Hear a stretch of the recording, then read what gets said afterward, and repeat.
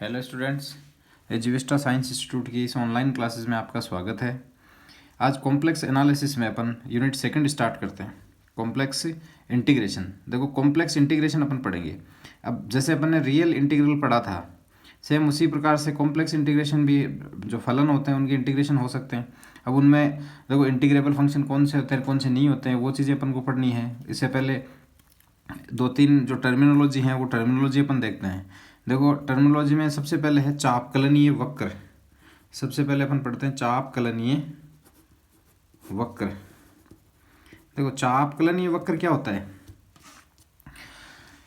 अपन एक वक्र ले रहे हैं z is equals to x t plus iota y t, जहाँ t जो है ये एल्फा बीटा इंटरवल में बिलोंग करता है। क्लोज इंटरवल एल्फा बीटा में बिलोंग करता है। मतलब अपन ये कह सकते हैं कि x है वो t का फंक्शन है, y भी t का फंक्शन है, फिर इनसे बनने वाला complex function x t plus iota y t, उसको अपन z से लिख रहे हैं। तो ये जो z होगा, ये z क्या होगा? आपको 2D में एक पॉइंट मिलेगा। मतलब इस t के मान, जैसे जैसे अपन t का मान परिवर्तित करते हैं वैसे वैसे अपने को अलग अलग नए बिंदु मिलेंगे। उन बिंदुओं को मिलाने से जो बनने वाला जो चाप है वो अपन ले रहे हैं कि मान लो कि उस चाप को आपने लिया है एल, उसको एल नाम आपने दिया है, ठीक है। अब एल एक चाप है, ये चापकलनीय वक्र कब होगा? चापकलनीय वक्र के लिए देखो, जो आपने इंटरवल लिया है ये एल्फा बीटा इंटरवल, इस एल्फा बीटा इंटरवल के आपको सब इंटरवल करने हैं। सब इंटरवल मतलब एल्फा बीटा को अपन छोटे छोटे इंटरवल्स में तोड़ेंगे। तो देखो, इसके लिए मैं बिंदु लेता हूँ T0, T1, T2 और Tn। ये अपन ने बिंदु इस प्रकार से लिए हैं कि T0 है वो तो बराबर है किसके? एल्फा के। फिर इससे बड़ा है T1, इससे बड़ा है T2, ऐसे करके, और Tn, और Tn को आपने लिया है किससे? बीटा के बराबर। तो अब इस इनसे जो बनने वाले इंटरवल्स हैं, इंटरवल्स कैसे?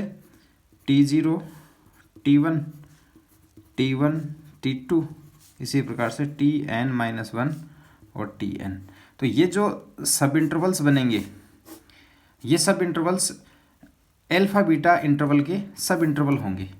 अब देखो, ये अपन ने क्या किया, इस एल्फा बीटा इंटरवल को कुछ सब इंटरवल्स में तोड़ लिया। तो जो ये बिंदु लिए ना अपन ने T0, T1, T2 और Tn, ये जो बिंदु लिए हैं, इन बिंदु का जो समुच्चय बनता है, जो सेट बनता है, उस सेट को अपन क्या बोलते हैं? इंटरवल ए बी का पार्टीशन। इंटरवल ए बी का पार्टीशन या इसका विभाजन अपन कह सकते हैं। इंटरवल ए बी का विभाजन, जिसको अपन पी से डिनोट करते हैं, पी से डिनोट करते हैं। देखो, अब ये जो इंटरवल्स हैं, सब इंटरवल्स आपने लिए, इन सब इंटरवल्स में जो लेंथ होगी इंटरवल की, वो मैक्सिमम जो लेंथ है, वो मैक्सिमम लेंथ को अपन क्या कहते हैं? इस पी का नॉर्म कहते हैं। पी का norm, norm of p is equals to maximum of t r minus t r minus 1, ठीक है, जहाँ आर जो है r is equals to 1 to n है। मतलब जितने भी अपन ने ये सब इंटरवल लिए ना, उनमें जो मैक्सिमम लेंथ का इंटरवल है, उस मैक्सिमम लेंथ के इंटरवल की जो लेंथ है ना, वो ही क्या कहलाती है? इस पी का जो पार्टीशन आपने लिया, उस पार्टीशन का नॉर्म कहलाती है। मतलब जो आपने सब डिवाइड किए इंटरवल्स को, जैसे मान लो मैं एग्जाम्पल लूँ, मान लो अपने पास में बिंदु है 1 से 10, ये इंटरवल था, इसको मैंने ब्रेक किया किससे? देखो, 1, 2, ये इंटरवल बना है, 2, 4, ठीक है, 4, और मान लो 5.1 ऐसे बना लिया। फिर 5.1 से 6.1, फिर 6 से 7, 7 से 8, 8 से 10, ये अपन ने क्या किए हैं? सब इंटरवल बनाए किसके? इस इंटरवल के। अब इसका मतलब ये हो गया, इससे जो बनने वाला ये जो बिंदु लिए कौन कौन से? 1, 2, 4, 5.1, 6.1, और फिर ये 6.1 से सॉरी 6.1 तो आ गया, 7, 8 और 10। अब ये जो बिंदु आए हैं, इन बिंदुओं का जो सेट बनेगा वो तो होगा इसका एक पार्टीशन। इस पार्टीशन का नॉर्म क्या होगा? इस पार्टीशन का नॉर्म होगा, जो ये जो आपने सब इंटरवल लिया ना उनमें सबसे ज़्यादा लेंथ है जिस इंटरवल की, उस इंटरवल की लेंथ को ही अपन पी की नॉर्म कहते हैं, पी का नॉर्म कहेंगे। तो अब देखो इसमें मैक्सिमम लेंथ है, इसकी लेंथ तो कितनी है 1 है, ठीक है, इसकी कितनी है 1.1 होगी। ऐसे ही अपन इन सब की लेंथ निकाल लेंगे। तो इसकी जो मैक्सिमम लेंथ है वो क्या है 2 - 4, मतलब 4 - 2 कितना हो गया 2। तो मैक्सिमम लेंथ कितनी इसकी 2, तो 2 क्या हो जाएगी इसकी नॉर्म हो जाएगा इसका, ठीक है। तो P मैक्सिमम TR-1 ये इसका नॉर्म है, नॉर्म अपन ने डिफाइन कर दिया। अब देखो ये जो बिंदु आपने लिए हैं T0, T1, T2, Tn, ये टी के तो मान लिए अपन ने, ठीक है। तो इन मानों पे जो T0, T1, T2, Tn है, इन बिंदुओं पे Z के मान जो होंगे इसके करस्पॉन्डिंग Z के मान क्या होंगे, मान लेते हैं अपन Z0, Z1 और Zn होंगे। T0 पर क्या होगा Z0, T1 पर Z1, T2 पर Z2 और Tn पे Zn, या फिर अपन ये कह सकते हैं generally Z R is equals to ZTR, और R का मान आप 0 से n तक ले सकते हैं, ठीक है। तो ये अपने पास में मान आ गए किसके Z के। अब देखो जो अपने पास T के मान थे उनके अकॉर्डिंग अपने पास में मिल गए किसके Z के मान। तो जो अपन ने मान लो वो जो Z वक्र लिया था वो Z वक्र मान लो इस टाइप से लिया है, वैसे इसको दूसरे पेज पे समझे अपन, यहाँ पे देख लेते हैं। देखो Z वक्र जो है वो Z वक्र मान लो आपने इस टाइप से कोई वक्र लिया था, ये था Z वक्र, ठीक है। तो ये तो क्या बिंदु है Z0 बिंदु होगा, ये बिंदु क्या होगा Z1 होगा, ये क्या होगा Z2 होगा, ऐसे ही ये बिंदु क्या होगा Z3 होगा। फिर मान लो इसको अपन ले लेते हैं ZR-1, ये हो गया मान लो ZR, और ये हो गया Zn-1, और ये मान लो Zn। ये बिंदु आ गए जो करस्पॉन्डिंग, ये जो पॉइंट्स लिए थे ना अपने T0, T1, T2, इनके करस्पॉन्डिंग ये बिंदु अपने पास में आ गए। अब जब इनको अपन मिलाते हैं, तो इनको आप स्ट्रेट लाइन से मिलाएं, इनको अपन मिलाते हैं इन बिंदुओं को ऐसे, ठीक है। ये इसमें और भी अनंत बिंदु बीच में, अनंत क्या इसमें बीच में बिंदु, फाइनाइट नंबर ऑफ बिंदु हो सकते हैं। तो आप इसको भी मिला दें इससे, ठीक है, इसको इससे मिला दें ऐसे, इसको इससे मिलाया और इससे। अब जो ये जो बिंदु बने हैं ना, इन बिंदुओं को मिलाने वाला जो चाप है उसको अपन बोलते हैं बहुभुजी चाप, क्योंकि ये बहुभुज बन रहा है। एक बहुभुजी चाप, बहुभुजी चाप जो है, अब इस बहुभुजी चाप के लिए जब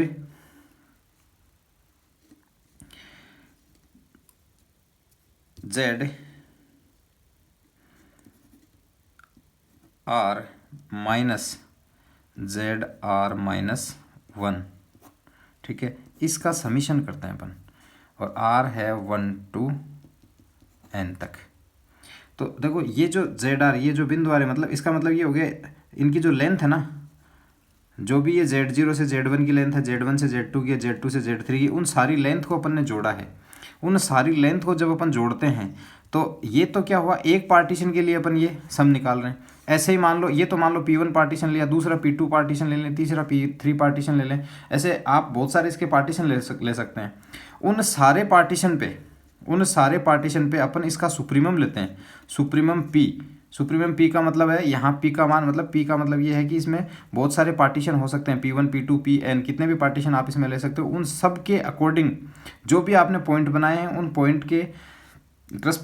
पॉइंट्स के करस्पॉन्डिंग जो भी Z0, Z1, Z2 ये जो मान आए हैं Z के, उन सबको मिलाने वाले जो वक्र बने, मिलाने वाला जो बहुभुजी चाप बनेगा, उसमें जो ये लेंथ है ना, उन सारी लेंथ को अपन ने सम किया है। तो इसका सम, अगर इसका जो सुप्रीमम है, सुप्रीमम ओवर पार्टीशन P, मतलब अलग अलग पार्टीशन के अलोंग जब ये जो लेंथ आती है, ये लेंथ है अगर मान लो फाइनाइट आती है, ये लेंथ मान लो अपन ये कहेंगे इसका मान L है, ये फाइनाइट आती है हमेशा। कोई भी पार्टीशन अपन लेते हैं, उन पार्टीशन के अलोंग जब ये अपन वैल्यू निकालते हैं ZR-1 की, सॉरी ZR-1, मतलब ये है कि जो बिंदु, इन बिंदुओं के बीच की दूरियों का जो सम लेते हैं ना, इनका जो सम है ये हमेशा फाइनाइट है। चाहे पार्टीशन कोई भी अपन लें, उसके लिए अगर हमेशा ये फाइनाइट आता है तो अपन ये कहते हैं कि ये जो कर्व है, ये कर्व क्या है, चापकलनीय वक्र है, रेक्टिफाइबल कर्व है। तो चापकलनीय वक्र ये कब होगा, देखो अपने पास में ये इंटरवल था L, T का मान क्या था, अल्फा से बीटा के बीच में था। तो अपने पास में इंटरवल था अल्फा बीटा। पहले तो अपन ने क्या किया, इसको सब डिवाइड किया, मतलब इसके सब इंटरवल्स बनाए। अब इसके सब इंटरवल अपन ने बनाए तो सब इंटरवल मान लो T0 T1 T1 T2 ये बनाए। तो इनसे जो बनने वाले जो बिंदु है ना T0 T1 T2 Tn, इसको अपन क्या बोलते हैं, पार्टीशन बोलते हैं। और जो आपने इंटरवल लिए उन इंटरवल की जो मैक्सिमम लेंथ है उस मैक्सिमम लेंथ को ही अपन क्या बोलते हैं, पार्टीशन P का नॉर्म। और फिर जो आपने ये बिंदु लिए T0 T1 T2 Tn, इसके करस्पॉन्डिंग जो भी बिंदु आते हैं उनको अपन ने Z0 Z1 Z2 Z3 Zn ये मान रख दिए। अब ये मान कर्व पे आएंगे, उस कर्व पे जहाँ जहाँ ये बिंदु बन रहे हैं उनको आप मिलाओ, उनको मिलाने से जो बहुभुजीय चाप बनता है उस बहुभुजीय चाप के लिए ये मान अपन ज्ञात करते हैं, ये सम। इसका मतलब क्या है कि ZR-ZR-1 का क्या है, इसका मतलब ये है कि ZR और ZR-1 और ZR के मध्य की दूरी, तो उनके मध्य की जो दूरी है उनका सम लेते हैं। और ओवर सभी पार्टीशन, जितने भी पार्टीशन आप ले सकते हैं, उस पार्टीशन का जो सुप्रीमम बनेगा उसका जो मतलब जो लेंथ बनती है, ये जो लेंथ आती है ये मैक्सिमम अगर अपन लेते हैं तो वो मैक्सिमम लेंथ हमेशा एल, मतलब एक फाइनाइट वैल्यू है, फाइनाइट आती है तो अपन इसको रेक्टिफाइबल कर्व कहते हैं या फिर चापकलनीय वक्र कहते हैं। अगर ये फाइनाइट नहीं आती, इनफाइनाइट आती है, तो अपन ये कहेंगे कि ये चापकलनीय वक्र नहीं है, इसको अपन बोलेंगे अचापकलनीय वक्र। ठीक है, फिर उसके बाद देखो अपन कुछ एक डेफिनेशंस हैं वो और देखते हैं। एक डेफिनेशन है कंटूर। देखो कंटूर किसे कहते हैं, अपन कंटूर को कैसे डिफाइन करेंगे। देखो अपन ये मान लेते हैं कि एल एक चाप है, ठीक है, या एक वक्र है, ये कहें अपन कि एल एक वक्र है जिसका जो फलन है, मतलब जिसको जो एल जो है एक ऐसा चाप है जिसको z is equals to ZT is equals to XT plus iota YT एक फंक्शन है, वो फंक्शन इसको रिप्रेजेंट कर रहा है। ठीक है ना, एल जो है, एल एक ऐसा चाप है जिसको इस फंक्शन के रूप में रिप्रेजेंट किया जा रहा है, जहाँ टी क्या है, टी है अल्फा और बीटा के बीच में। ठीक है, मतलब क्लोज इंटरवल अल्फा बीटा के बीच से आप टी कोई भी वैल्यू लेते हैं तो XT YT, एक्स टी का कोई संतत फलन है ये मान के चलेंगे, ये भी कोई संतत फलन है, अपन ये मान के चलते हैं इसे कि ZT जो है ये एक संतत फलन है किसका, टी का, मतलब XT प्लस आयोटा YT के रूप में आप इस फंक्शन को ले रहे हैं जो कि एक कर्व एल को रिप्रेजेंट करता है। अब देखो ये जो कर्व है, मतलब ZT के मान, टी के जैसे जैसे मान अपन चेंज करते हैं वैसे वैसे ZT के मान चेंज होते हैं, जो भी ZT के मान आते हैं उन बिंदुओं सबको मिलाते हैं तो वो कर्व एल मिल जाता है अपन को।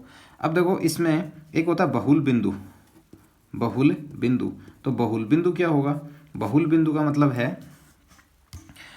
टी के एक से ज़्यादा वैल्यूज पे या एक से ज़्यादा बिंदुओं पे अगर मान लो Z का मान आपको एक ही मिले, मतलब मान लो Z का मान को Z0 है और ये T के मान लो दो तीन मान, दो या दो से अधिक मान, जैसे T1 T2 T3 ऐसे कोई कई मान हैं, उन पे Z का जो मान है ना वो Z0 आ रहा है, तो इसका मतलब ये जो Z0 होगा ना, ये Z0 इसका क्या होगा, बहुल बिंदु होगा या मल्टीपल पॉइंट। मतलब T के एक से ज़्यादा मानों पे या एक से ज़्यादा बिंदुओं पे Z का अगर एक ही मान प्राप्त होता है, टी के एक से ज़्यादा मानों पे Z का अगर एक ही मान प्राप्त होता है तो अपन ये कहते हैं कि जो बिंदु Z है वो बिंदु इसका क्या है, बहुल बिंदु है।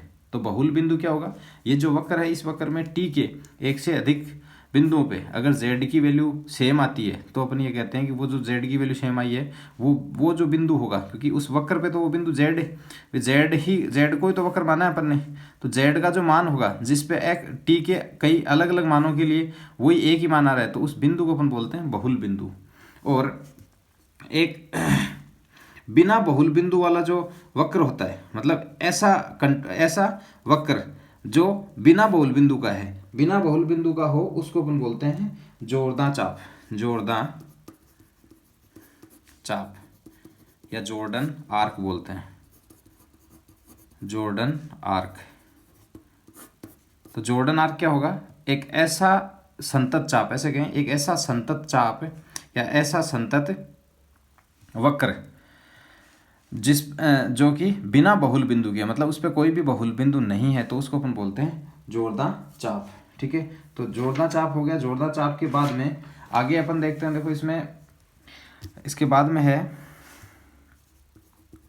रेगुलर कर्व, या फिर इसको ये कहें नियमित वक्र, नियमित वक्र। देखो एक अपन ये मान के चलें कि एल जो है ये एक जोरदार चाप है, ये अपन मान के चलते हैं कि एल जोरदार चाप है।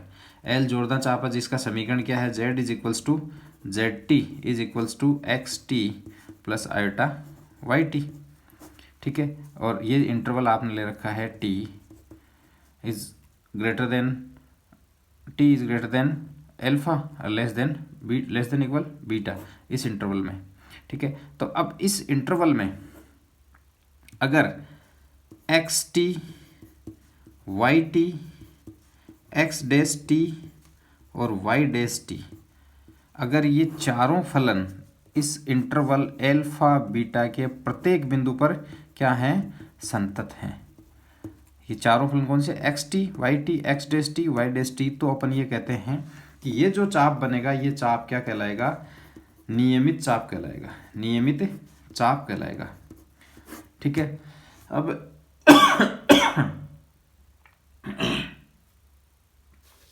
नियमित चाप के बाद में अपन कंटूर की परिभाषा लिखते हैं। देखो कंटूर की परिभाषा क्या होगी, कंटूर क्या होगा, परिमित संख्या में नियमित चापों की सतत श्रृंखला से बनने वाले जोरदार वक्र को कंटूर कहा जाता है। क्या है कि जो परिमित संख्या में, ये जो आपने नियमित चाप लेना, नियमित चाप परिमित संख्या में नियमित चाप हो, उनकी जो कंटिन्यूस जो भी श्रृंखला बनेगी उस कंटिन्यूस चैन को ही अपन क्या बोलते हैं, मतलब ये कहें नियमित चाप या परिमित नियमित चाप की संतत श्रृंखला जो है, उस संतत श्रृंखला से जो बनने वाला चाप है उस चाप को अपन बोलते हैं क्या, कंटूर। मतलब आपके पास में परिमित संख्या में नियमित चाप हैं और वो कंटिन्यूस है, मतलब एक दूसरे से जुड़े हुए हैं, तो अपन ये कहते हैं कि वो जो चाप बनेगा वो चाप क्या कहलाएगा, कंटूर कहलाएगा। तो कंटूर में देखो क्या क्या टर्मिनोलॉजी अपने पास में आई। सबसे पहले अपन ने कंटूर को जो एल एक अपन ने कर्व लिया है, उस कर्व को किस फॉर्म में लिया है, उसकी जो समीकरण है वो z t is equals to x t plus iota y t, alpha beta interval है, क्लोज इंटरवल, उसमें टी बिलोंग कर रहा है। ठीक है, अब इससे अपन ने बहुल बिंदु को डिफाइन किया। बहुल बिंदु क्या होता है, इस टी के एक से ज़्यादा अगर बिंदुओं पे z का मान z का मान सेम आता है तो अपन ये कह देते हैं कि वो जो z का मान आता है अलग अलग बिंदुओं पे, उस z के मान को उस z को अपन बहुल बिंदु कहते हैं। वो जो z होगा वो z कहलाएगा क्या, बहुल बिंदु कहलाएगा। फिर अपन ने पढ़ा बहुल बिंदु के बाद में जोरदार चाप। जोरदार चाप क्या होता है, बिना बहुल बिंदु वाले चाप को अपन बोलते हैं, बिना बहुल बिंदु वाले संतत चाप को अपन बोलते हैं जोरदार चाप। और फिर उसके बाद में रेगुलर या नियमित वक्र। नियमित वक्र क्या होगा, या नियमित चाप जिसे अपन कहते हैं, नियमित चाप क्या होगा कि जो एक ऐसा जॉर्डन आर्क है, ऐसा जोरदार चाप जिसका समीकरण z t is equals to x t plus iota y t है। फिर इसमें x t y t x dash t और वाई डैश टी ये चारों क्या हैं, संतत फलन है एल्फा बीटा के प्रत्येक बिंदु पे। तो अपन ये कह देते हैं कि वो जो वक्र होगा वो क्या होगा, नियमित चाप कहलाएगा। और परिमित संख्या में नियमित चापों की जो सतत श्रृंखला है, नियमित चापों की सतत श्रृंखला है, उससे बनने वाला जो चाप है उसको अपन बोलते हैं क्या, कंटूर बोलते हैं। ठीक है, तो ये होगी कंटूर की डेफिनेशन। अब देखो इसके बाद में है सम्मिश्र रेखा समाकलन। सम्मिश्र रेखा समाकलन, तो सम्मिश्र रेखा समाकलन कैसे अपन करेंगे, देखो सम्मिश्र रेखा समाकलन। तो सम्मिश्र रेखा समाकलन या फिर इसको बोलते हैं complex line integral, complex line integral. अब कॉम्प्लेक्स लाइन इंटीग्रल देखो कैसे अपन फाइंड करते हैं, कॉम्प्लेक्स लाइन इंटीग्रल कैसे फाइंड करेंगे। देखो जैसा आपने जो सेकेंड ईयर में रीमान इंटीग्रेशन पढ़ा था ना, उस रीमान इंटीग्रेशन के टाइप का सा ही कुछ ये है। देखो अपन एक फंक्शन लेके चलते हैं, एफ जेड एक फंक्शन है ना, ये एफ जेड इस प्रकार से डिफाइन, ये कंटिन्यूस है, ये ध्यान रखिए, ये एक कंटिन्यूस फंक्शन है। और ये जो कंटिन्यूस फंक्शन है ये इस प्रकार से परिभाषित है, या अपन ये कहें कि ये जो कंटिन्यूस फंक्शन है ये किसी चाप के अलोंग परिभाषित है, या फिर कोई एक चाप आपने ले रखा है, उस चाप के, जैसे ये अपन ने मान लो चाप लिया है एल चाप लिया है, जिसका समीकरण क्या है, z t is equals to x t plus iota y t. ये अपन ने कोई एक चाप लिया है और टी बिलोंग कर रहा है किस में, इंटरवल अल्फा बीटा में, इंटरवल अल्फा बीटा में ये अपन ने एक चाप लिया है, ठीक है। अब ये जो चाप लिया है, इस चाप के प्रत्येक बिंदु पर ये एफ जेड परिभाषित है और उसके प्रत्येक बिंदु पर ये कंटिन्यूस है, ये मान के अपन चलेंगे। मान लो ये जो, जैसे मान लो ये जो चाप है ये इसको रिप्रेजेंट करता है। अब इस पे जितने भी बिंदु है ना जेड के, उन सारे जेड के बिंदुओं पर एफ जेड परिभाषित है और कंटिन्यूस है, ये अपन मान के चलते हैं, ठीक है। अब देखो अपन क्या करते हैं, वही जैसा अभी अपन ने पार्टीशन किया था, अल्फा बीटा है, इस अल्फा बीटा के अपन करते हैं पार्टीशन। इसका कोई एक पार्टीशन मान लो मैं पी एक पार्टीशन लेता हूँ, तो उस पार्टीशन में T0 T1 T2 ऐसे बिंदु हैं, ठीक है। इसके करस्पॉन्डिंग जो z के मान होंगे वो मान लो Z0 Z1 Z2 और Zn, ये इसके करस्पॉन्डिंग मान है, ठीक है। तो अब देखो जो इंटरवल बनते हैं Z0 Z1 Z1 Z2 इस प्रकार से, और Zn -1 और Zn इस टाइप से अपने पास में उस चाप के, ये कह सकते हैं अपन कि अपने पास में उस चाप के छोटे छोटे टुकड़े अपने को मिलेंगे, ठीक है, इस पार्टीशन P के कारण, इस पार्टीशन P के लिए, ठीक है। अब ये जो पार्टीशन अपन ने किया है, ठीक है, इन बिंदुओं को अगर अपन मिलाते हैं ऐसे, जैसे अभी उसमें मिलाया था, ऐसे इन बिंदुओं को अपन मिला देंगे। इन बिंदुओं को आप जब मिलाएंगे तो जो लेंथ बनती है ना, ये जो छोटे छोटे चाप बने, इनकी जो लेंथ है, इन लेंथ के साथ में अगर मान लो मैं एक सम डिफाइन करता हूँ, एक योग में लेता हूँ, क्या, R is equals to 1 to n और zeta r, f zeta are और जेड आर -1, इस टाइप से अगर मैं लेता हूँ, क्या, R is equals to 1 to n F zeta r z r -1, जहाँ ये जो जीटा आर है ना, ये जीटा आर बिलोंग करेगा किसमें, क्लोज इंटरवल जेड आर -1 में, मतलब जेड आर -1, तो यहाँ ले अपन इसको ऐसे कहें कि जीटा आर जो है ये बिलोंग करता है आपका किसमें, जेड आर -1 और जेड आर में, इस इंटरवल में ये जीटा आर बिलोंग करता है। या फिर अपन ये कह दें इजीली कि जीटा आर जो है, ये जीटा आर जेड आर -1 से जेड आर के बीच में कोई भी मान ले सकता है, जेड आर -1 और जेड आर के बीच में ये कोई भी मान ले सकता है।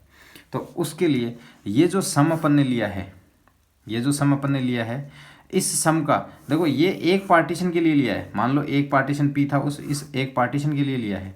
अब अगर मैं इसमें पार्टीशन चेंज करूं, और ये भी तो देखो, ये जीटा जो आर है, ये जीटा आर इसमें से कोई भी बिंदु हो सकता है, तो प्रत्येक, अपन ये कहें कि प्रत्येक जीटा आर के लिए, प्रत्येक जीटा आर के मतलब जीटा आर इसमें से कोई भी बिंदु लें, तो प्रत्येक जीटा आर और प्रत्येक पार्टीशन, प्रत्येक जीटा आर और प्रत्येक पार्टीशन के लिए अगर अपन ये सम कैलकुलेट करते हैं, इस सम में अगर अपन लिमिट यूज़ करते हैं, क्या लिमिट, ये जो n है n टेंस टू इनफाइनाइट कर दें, मतलब पार्टीशन में जो बिंदु हैं उनकी संख्या इनफाइनाइट कर दें, साथ में नॉर्म ऑफ p है वो, अगर इसकी संख्या इनफाइनाइट करते हैं तो ये बिंदु धीरे धीरे क्या हो जाएंगे, नज़दीक आते जाएंगे। मतलब नॉर्म ऑफ p है वो 0 की तरफ टेंड करे और n टेंस टू इनफाइनाइट करे, तब अगर ये जो मान है ना, ये मान अगर फाइनाइट आता है और यूनिक आता है, फाइनाइट और साथ में यूनिक आता है,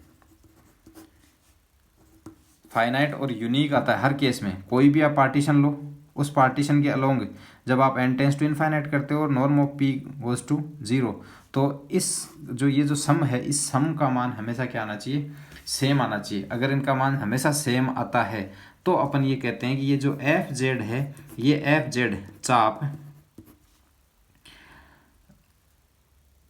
चाप एल के अनुदिश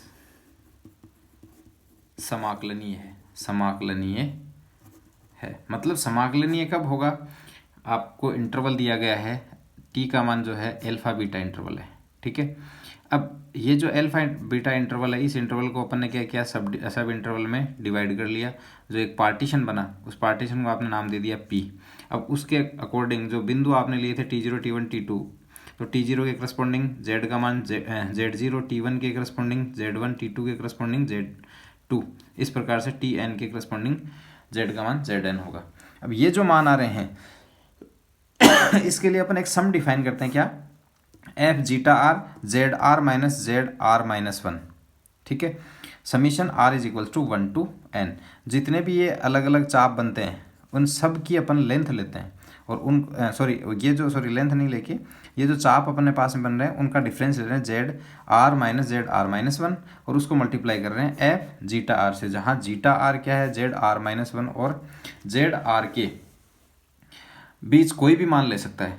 तो अब देखो कितने सारे इसमें इस टाइप के सम बन सकते हैं, इस टाइप के बहुत सारे बन सकते हैं। एक तो जीटा आर जो है ये मान लेगा जेड आर माइनस वन से जेड आर के बीच में कोई भी मान ले सकता है, तो बहुत सारे मान इसमें आ जाएंगे, उसके लिए ये चेंज होगा, ठीक है। ऐसे ही पार्टीशन एक लिया है, एक से ज़्यादा अपन पार्टीशन लेते हैं, तो प्रत्येक पार्टीशन के लिए और प्रत्येक जीटा आर के लिए जितने भी ये सम बनते हैं उन सारे सम का जब अपन n टेंस टू इनफाइनाइट करते हैं और norm of p goes to 0 ये लिमिट जब अप्लाई करते हैं, तो इसका मान अगर फाइनाइट आता है तो उस केस में अपन ये कहते हैं कि ये जो एफ जेड है, ये एफ जेड ये एफ जेड एक चाप एल के अनुदिश समाकलनीय है, और इसको अपन रिप्रेजेंट कर देते हैं फिर किससे, जो भी आपने एल चाप लिया है उसको एल से लिख देंगे, और एफ जेड डी जेड से इसको लिख देते हैं, एफ जेड डी जेड को। तो एफ जेड डी जेड क्या लिखा जाएगा, limit n tends to infinite और norm of p goes to 0 summation r is equals to 1 to n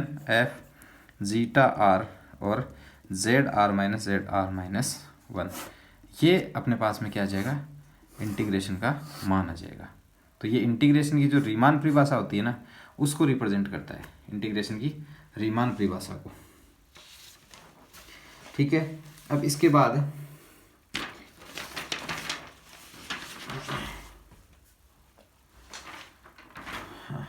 में देखो वास्तविक रेखा समाकलन। अब वास्तविक रेखा समाकलन में देखो क्या है कि अपने पास में पी एक्स वाई और क्यू एक्स वाई ये दो रियल वैल्यूड फंक्शन है, रियल फंक्शन है, ये दोनों क्या है, रियल फंक्शन है, और दोनों ही क्या है, संतत हैं। ये मान के चलेंगे एक वक्र है सी, उसके अनुदिश ये दोनों ही, एक सी आपने वक्र लिया है, ठीक है, इस सी वक्र के अनुदिश पी एक्स वाई और क्यू एक्स वाई ये दोनों ही क्या हैं, ये दोनों ही रियल फंक्शन है और संतत फंक्शन है, मतलब कंटिन्यूस फंक्शन ये हैं, दोनों कंटिन्यूस फंक्शन है। तो p dx और प्लस q dy का जो इंटीग्रेशन होता है, इस इंटीग्रेशन को अपन इस रूप में दर्शाते हैं, ठीक है। अब देखो ये जो p है ये p एक्स वाई का फंक्शन है, और q जो है ये एक्स वाई का फंक्शन है, और फिर अपन इसके साथ में dy ले रहे हैं, इसके साथ में dx। तो अगर ये x और y प्राचलिक रूप में दे रखे हैं कि x तो क्या दे रखा है, t का फंक्शन है कोई, ठीक है, और y जो है ये भी t का फंक्शन है, gt के रूप में है, और t आपको मान लो कोई इंटरवल अल्फा और बीटा इस इंटरवल में डिफाइन कर रखा है। तो उस केस में अपन क्या करेंगे कि p जो है इस इंटीग्रेशन को अपन लिखेंगे p x की जगह तो एफ टी, y की जगह gt, और फिर x के रेस्पेक्ट में इंटीग्रेशन है तो x के रेस्पेक्ट में क्या लिख देंगे इसको, एफ डैश टी, ठीक है, और प्लस क्यू एक्स वाई तो Q F T G T, और फिर डी वाई है मतलब इसके रेस्पेक्ट में तो जी डैश टी, और फिर जो ये फंक्शन आता है ये इसका अपन कर देते हैं कि इसके रेस्पेक्ट में डी टी, मतलब टी के रेस्पेक्ट में इसका इंटीग्रेशन कर देंगे, ठीक है। एक चीज़ तो ये है। दूसरा जो देखो कॉम्प्लेक्स में मान लो एक फंक्शन आपने एफ जेड ले रखा है क्या, यू प्लस आयोटा वी के रूप में, जहाँ u भी क्या है, एक्स वाई का फंक्शन, और v भी क्या है, एक्स वाई का फंक्शन है। ठीक है, z को अपन क्या लेते हैं, x प्लस आयोटा y लेते हैं। तो अगर मान लो आपको ज्ञात करना हो u प्लस आयोटा v और dx, सॉरी अपन ये कहें एफ जेड डी जेड ज्ञात करना हो, तो इसको अपन क्या लिख सकते हैं, u प्लस आयोटा v। ठीक है, और इस डी जेड को अपन क्या लिख सकते हैं, d x plus iota d y. ठीक है, ऐसे लिख सकते हैं। फिर जब इसको अपन मल्टीप्लाई करके लिखते हैं, देखो u d x minus v d y. ठीक है, एक तो इंटीग्रेशन ये हो गया, फिर प्लस आयोटा को कॉमन कर लें और v d x plus u d y, इस रूप में आप इसको लिख सकते हैं। तो इसको अपन बोलते हैं लाइन इंटीग्रल, वास्तविक रेखा समाकलन, या अपन ये रियल लाइन इंटीग्रेशन कहते हैं। ठीक है, तो ये जो मैंने अभी तक आपको समझाया है वो आप लिखना चाहें तो मैं आपको ये पेज शो कर देता हूँ, ये आप लिख लें।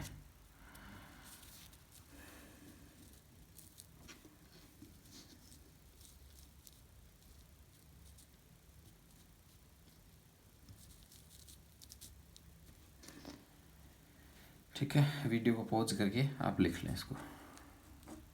जो मैंने समझाया है पूरा वही लिखा हुआ है, कुछ भी अलग नहीं है। फिर इसके बाद में ये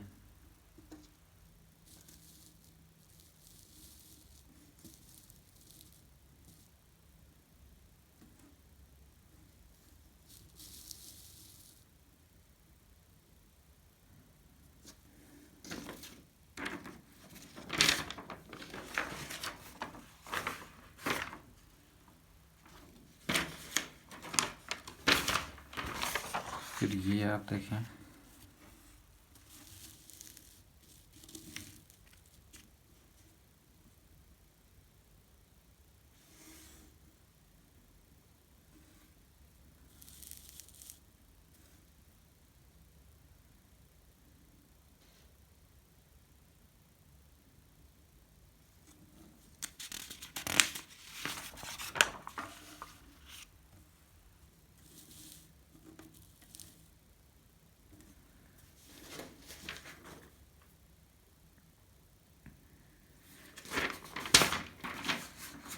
फिर इसके बाद में लास्ट पेज है ये।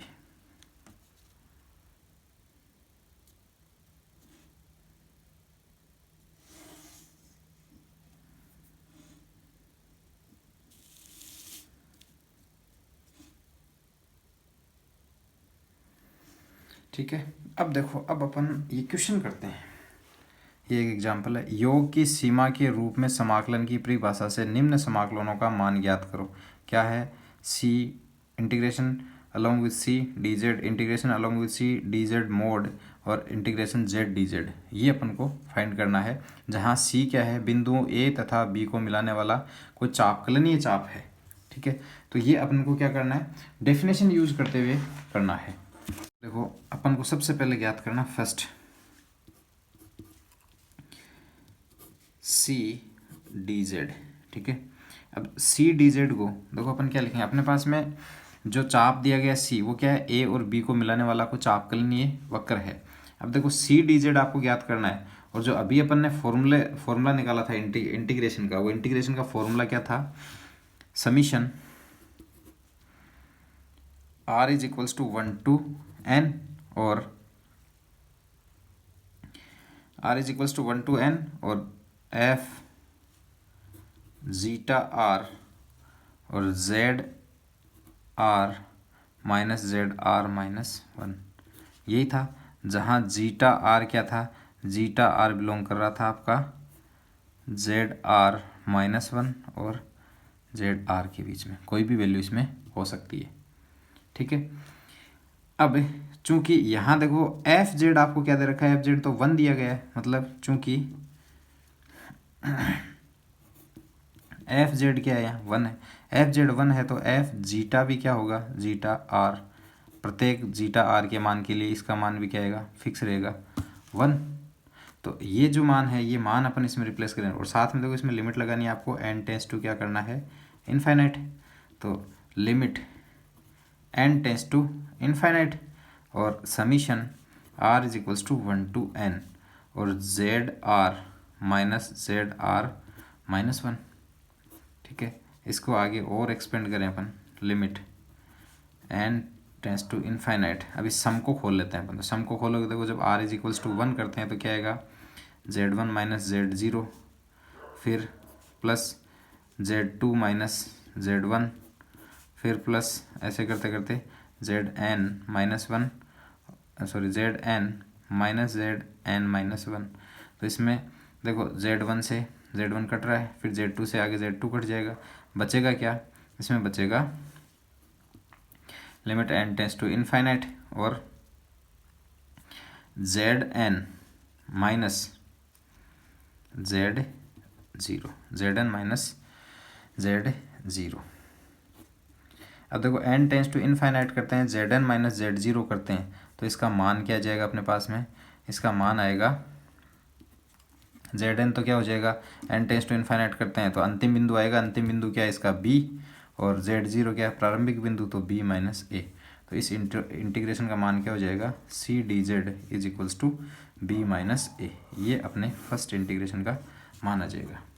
अब इसी प्रकार से अपन सेकंड इंटीग्रेशन निकालते हैं। देखो सेकंड क्या है, सेकंड इंटीग्रेशन अपने पास में है सी डी जेड मोड, तो सी डी जेड मोड है, इसको अपन क्या लिखेंगे, इसको लिखेंगे integration limit n tends to infinite और summation r is equals to 1 to n और f जीटा r और z r minus z r minus 1।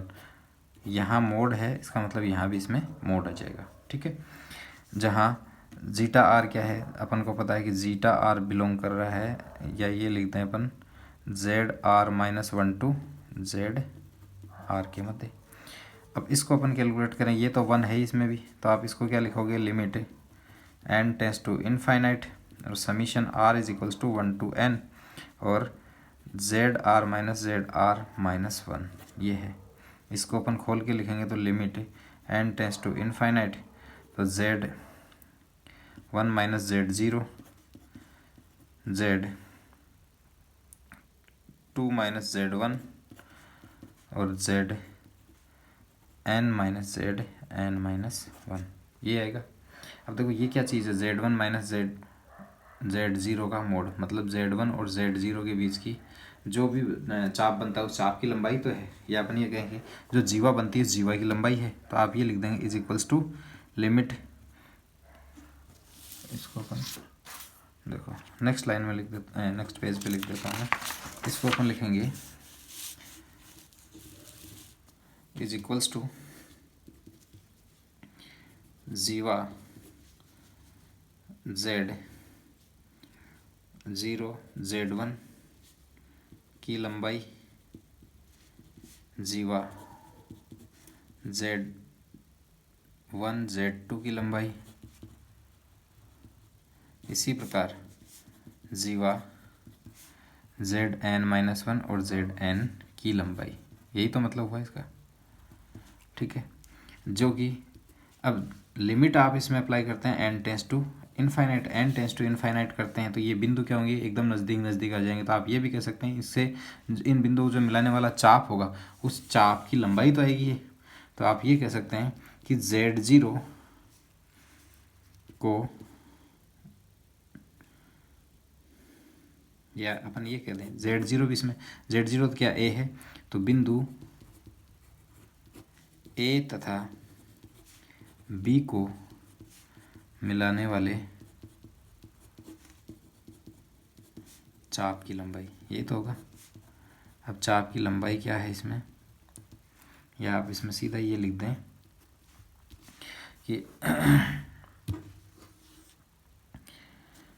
चाप, या एल से इसको लिखते हैं एल, चाप सी की लंबाई। ठीक है, ये था मोड डी जेड सी के लॉन्ग। तीसरा है method c z D Z ये ज्ञात करना है।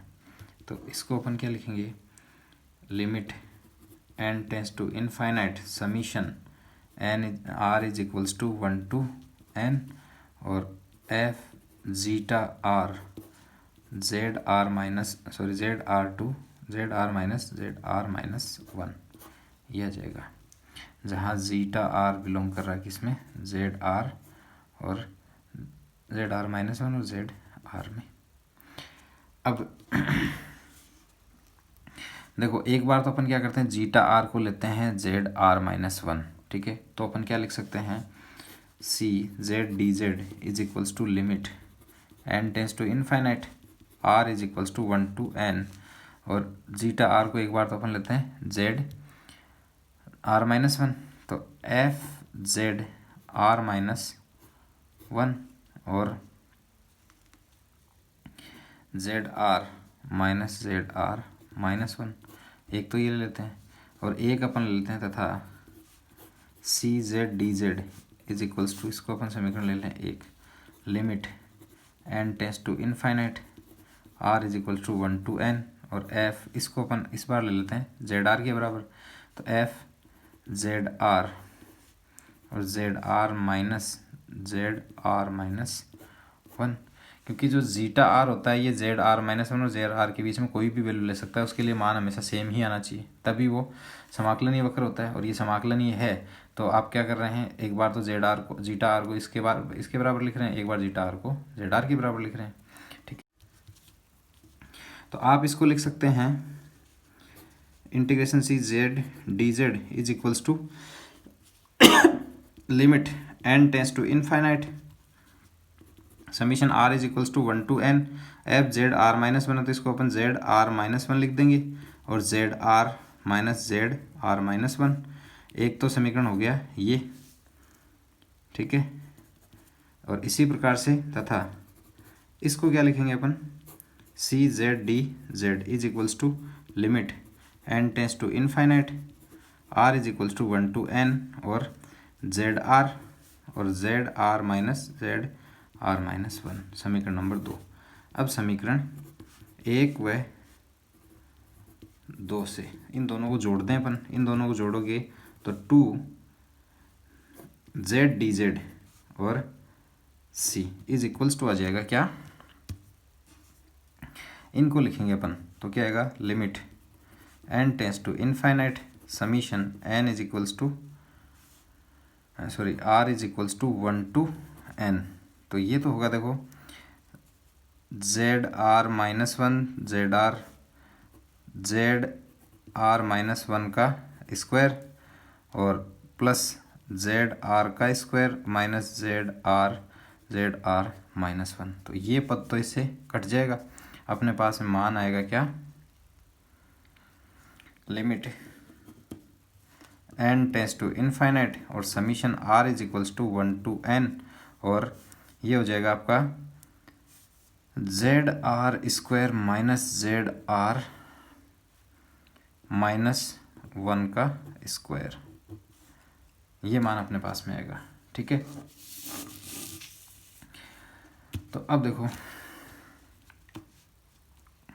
जब आप n टेंस टू इनफाइनाइट करते हो, n टेंस टू इनफाइनाइट करोगे तो जेड आर तो क्या हो जाएगा, जेड इनफाइनाइट के लिए n टेंस टू इनफाइनाइट करोगे तो जेड आर ये तो आ जाएगा अपना क्या, सॉरी इसको खोल लें एक बार, ऐसे नहीं, limit n tends to infinite, इसको खोलेंगे तो देखो Z 1 square minus Z 0 square फिर plus Z 2 square minus Z 1 square plus Z 3 square minus Z 2 square और फिर लास्ट में Z N square minus Z N minus 1 square. तो देखो पद कट रहे हैं, जेड 1 स्क्वायर से जेड 1 स्क्वायर, जेड 2 स्क्वायर से जेड 2 स्क्वायर, ऐसे ही जेड एन माइनस 1 स्क्वायर तक के पद कट जाएंगे। क्या बचेगा अपने पास में, limit n tends to infinite और z N square minus Z 0 का स्क्वायर। जब एन टेंस टू आप इनफाइनाइट करते हैं तो इसका मान तो आएगा बी, तो बी का स्क्वायर माइनस ये हो जाएगा ए का स्क्वायर। तो इस इंटीग्रेशन का मान अपने पास में आ जाएगा integration c z D Z is equals to 1/2, ये जो 2 है इस साइड आएगा 1/2 और बी स्क्वायर माइनस ए स्क्वायर, ये इस इंटीग्रेशन का माना जाएगा। ठीक है, तो आज इतना ही काफ़ी है, फिर अपन आगे से अगले वीडियो में पढ़ते हैं। ठीक है, थैंक यू।